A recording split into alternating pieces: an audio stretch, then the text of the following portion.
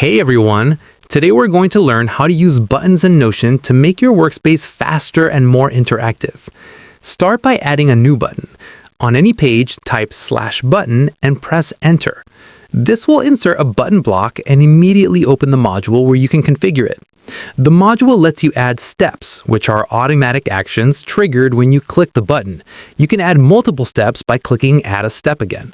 Notion currently offers 5-step options: Insert Blocks, Add Page To, Edit Pages In, Show Confirmation, and Open Page. Use Insert Blocks to create templates. For example, you can make a meeting notes template with headers and bulleted lists.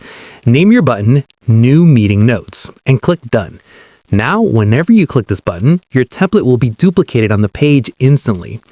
Notion also has AI-powered blocks you can add to buttons. Type /AI in the Insert Block step to access options like Summary or Action Items. For example, you can add an Action Items button inside your new Meeting Notes template. Clicking it will automatically generate action items from your meeting notes. You can even nest buttons inside buttons to run multiple actions at once.